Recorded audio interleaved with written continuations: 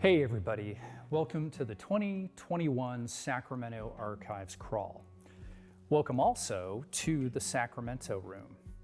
The Sacramento Room sits on the ancestral lands of the Nishinan and Miwok tribes. My name's James Scott and I'm the archivist of the Sacramento Room. So this year's Sacramento Archives Crawl focuses on the importance of preserving perseverance. And of course, a city like Sacramento, often referred to as the indomitable city, Urbs Indomita, is no stranger to struggle. So what we're going to do over the next few minutes is take a look at the archival entry points to this long Sacramento struggle.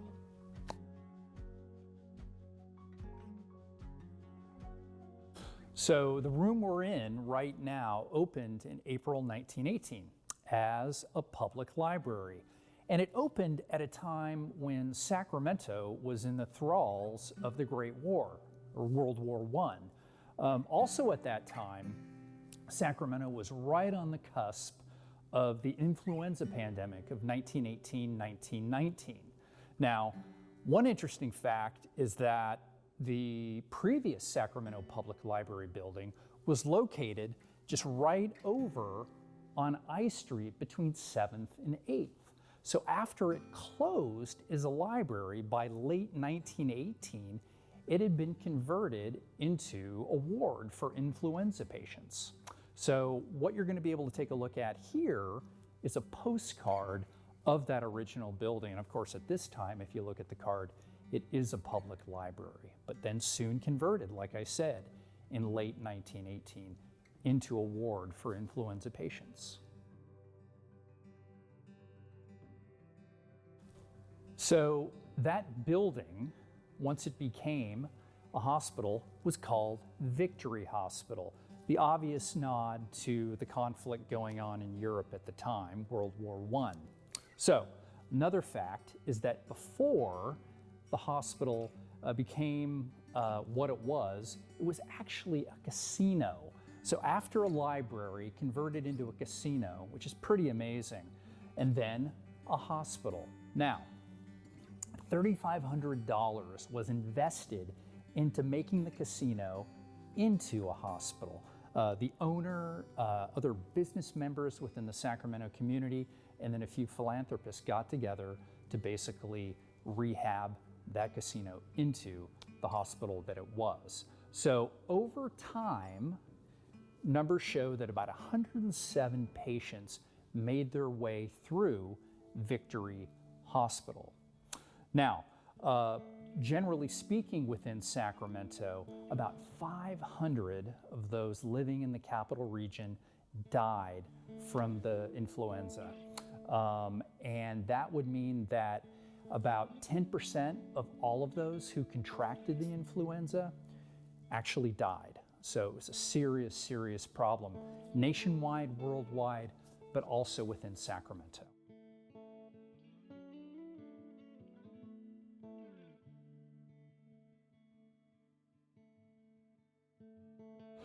So here we have a document that speaks to preserving perseverance. This is actually the newsletter, the vital statistics record from the city health department in Sacramento.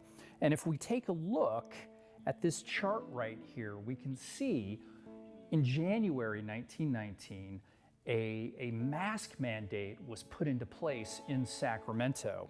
So here we are, right here at the zenith of cases. But if we look all the way down to February 1919, we see a steep drop.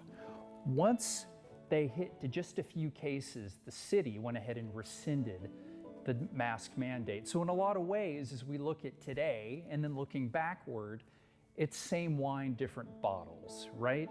So another bit of interesting news, and I quote, the city health officer went ahead and actually stated pretty firmly within the documentation in the newsletter If masks were universally worn for a period of 3 weeks, we could stamp out the disease within our borders.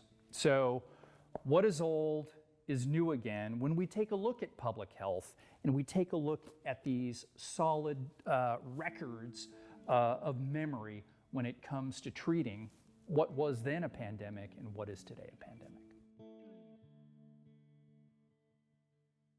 Okay, so time moves on, and October 1929, we have Black Tuesday and the start of the Great Depression. And obviously, it's worldwide impact, national impact, but also serious Sacramento impact. So by 1932, the unemployment rate in Sacramento is 25%. The city is struggling. But by 1933, we have New Deal legislation coming in, which unleashes the WPA, the Works Progress Administration, which is funding programs all over the country, putting people to work. And one of these programs is the Federal Artist Project. And we've got in Sacramento, the Sacramento Arts Center, situated on 1423 H Street. It had a few other locations, but this is some documentation from that art center. At that art center, we had teachers that were put to work, wonderful artists. We had Milo Anderson, David Slivka. We also had Beckford Young.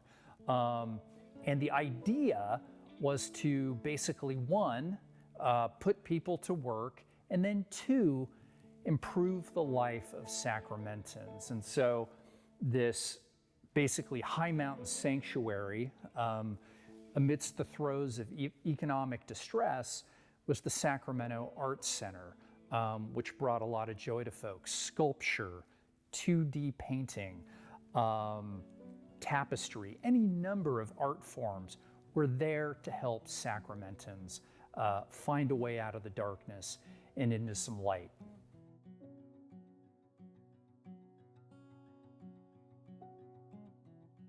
So just over the horizon from the Great Depression, of course, is World War II, which had an amazing transformative effect on the Sacramento region.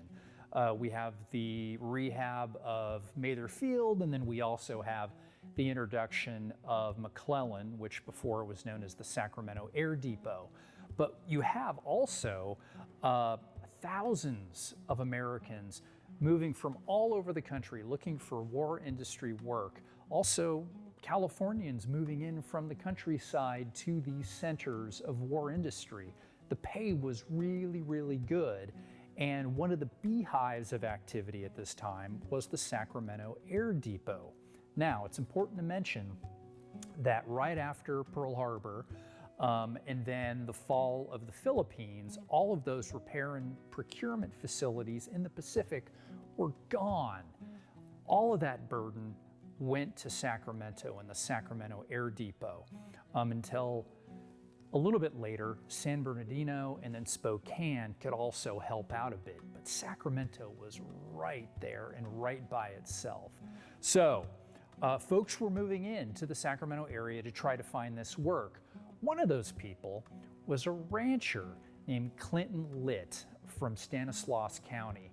So he dropped what he was doing when the war started. By February 1942, he was in Sacramento. He was working at the Air Depot, and he was guaranteed $1,500 a year. We actually have MC 53, Manuscript Collection 53, the scrapbook of Clinton Litt.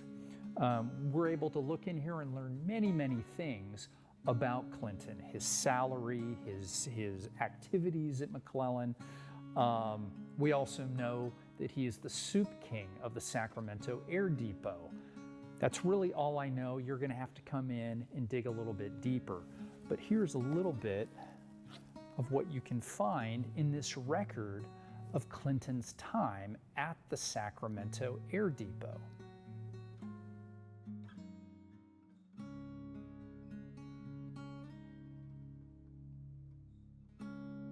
Okay, so World War II ends. The Axis powers are defeated, but there's a new enemy on the horizon. It's the Soviet Union.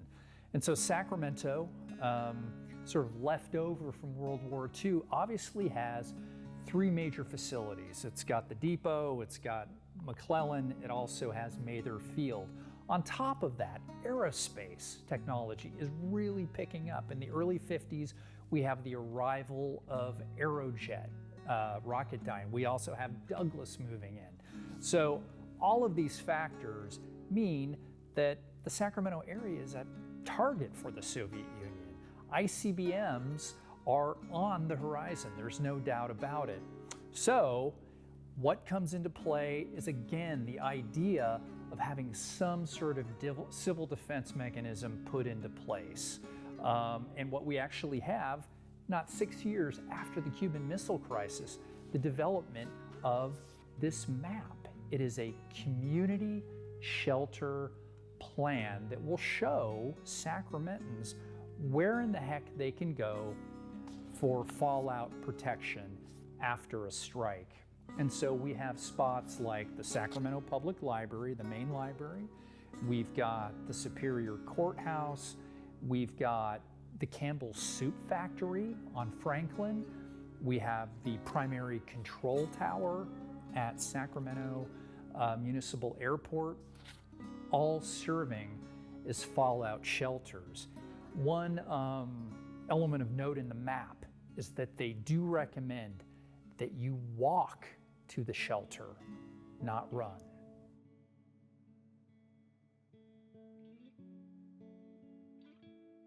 So this unique 1968 document prepared by Sacramento County and its various city governments invokes the venerable Aesop and his fable about the ant, several ants in this case, and the grasshopper. And the ant, the poor ant, is ridiculed all summer long by the grasshopper, who plays away in the warmth and the sunshine of the summer. But we know, and of course the ants know, that winter is coming. And of course we've heard that somewhere else before.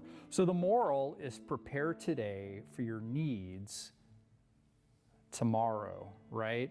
And so the handbook goes from the simplicity, the quaintness of Aesop into preparing on the home front in the case of nuclear exchange, which is pretty sobering.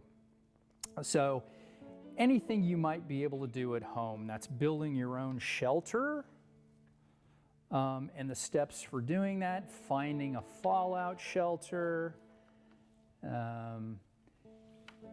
things you might do with minimal supplies on hand to protect yourself and your family in the event of nuclear attack. Be the ant, not the grasshopper in the end. Okay, so that concludes our time in the Sacramento Room, talking about perseverance and the documents that show as much. If you want to look at more of what we've got in the room, photographs, postcards, ephemera, periodicals that speak to Sacramento's stout perseverance, you can go to our digital collections. Best way to get there is www.saclibrary.org/digital archive. Okay. The other thing, and probably the best part of all, is that the Sacramento Room is open now. So for current hours, again, go back to our website, www.saclibrary.org. You'll find the hours, and we can't wait to see you.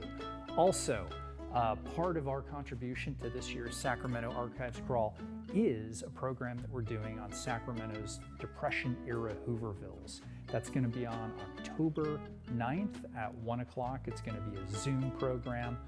Go to the library homepage, saclibrary.org, click on events, and you'll be able to get the Zoom credentials. So with that said, thank you so much for spending time with us, and we can't wait to see you in the room and enjoy what is sure to be a great Sacramento Archives Crawl.